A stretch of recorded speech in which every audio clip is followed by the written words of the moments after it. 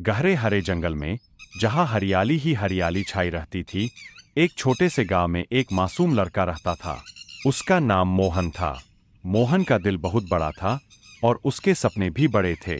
उसे जंगल की सैर करना बहुत पसंद था और वह अक्सर अकेला ही जंगल में घूमने चला जाता था। एक दिन मोहन जब जंगल में घूम रहा था, उसने अचानक एक भयानक गर्जना सुनी। उसकी धड़कनें तेज हो गईं।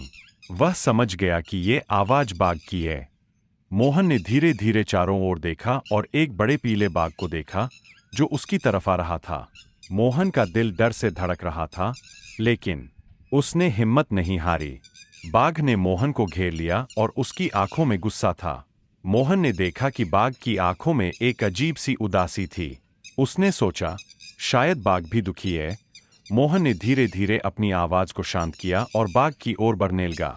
उसने बाघ से कहा, तुम्हारे दुख का कारण क्या है? मैं तुम्हारी मदद कर सकता हूँ।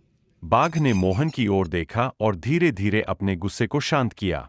बाघ ने मोहन को बताया कि उसके जंगल में खाने के लिए कुछ भी नहीं बचा है और वह भूखा है। मोहन ने समझाया कि बाघ के लिए जंगल में पर्याप्त भोजन होना जरूरी है और यह उसे बताना चाहिए।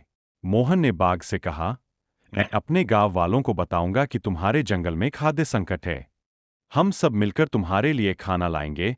बाघ ने मोहन की बात सुनी और उसे विश्वास हुआ कि मोहन सच में मदद करना चाहता है।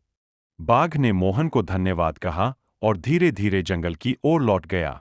मोहन ने गांव लौटकर सबको बाघ के बारे में बताया और जंगल में खाद्य आपूर्ति की व्यवस्था की।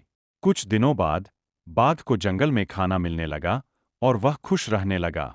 मोहन और बाघ के बीच एक अजीब सी दोस्ती हो गई और जंगल फिर से हरा भरा हो गया।